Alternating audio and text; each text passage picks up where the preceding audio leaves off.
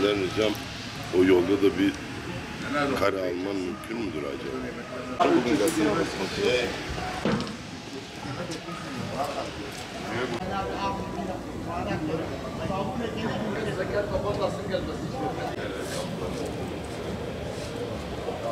Ablam.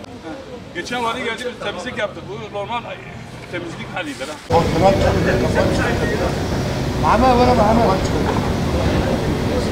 Burası Bilyeciler ve Marangozlar Sanayi Sitesi. Batman merkezli. 2000 yılında buraya taşımaya başladık.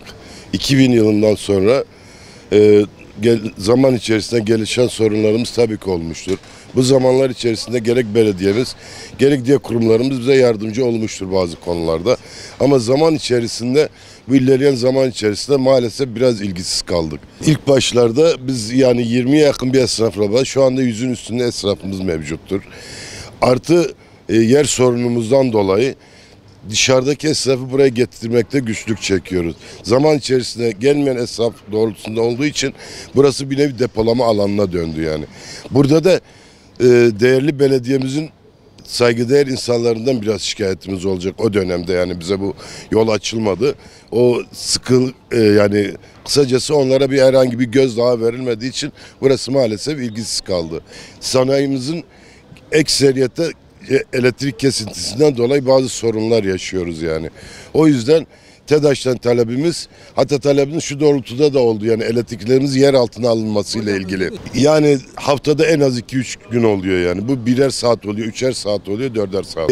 Malumunuzdur yani, bir elektriğin bir evde olmayışı ne kadar etkilerse bir iş yerinde ne kadar etkiledi, bir fabrikada ne kadar etkiledi, o kadar düşünmeniz gerekir. Evet efendim, kesinlikle elektriğe dayalı işimiz. Bugün hayat zaten elektriğin üzerine kurulmuş yani.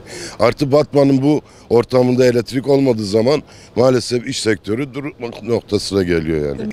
Haftada bir sefer temizlik aracı geliyor. Ama buna rağmen biz genel bir temizlik talebinde bulunmak istiyoruz.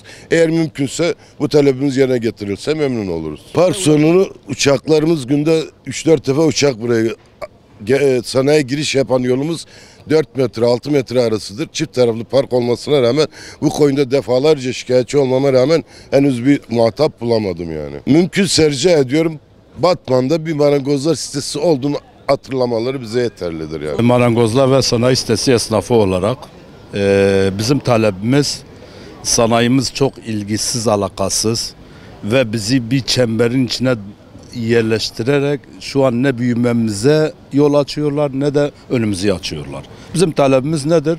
Bir an önce bizim şehir merkezinde faaliyet gösteren esnaflarımız ve buradaki esnaflarımıza daha geniş, daha güzel bir sanayi sitesi inşa etmelerini istiyoruz. Tabii bizim sorunlarımızla ilgilensinler, belediye özellikle. Yani burada bir marangozla sanayi sitesinin var olduğunu bilsinler.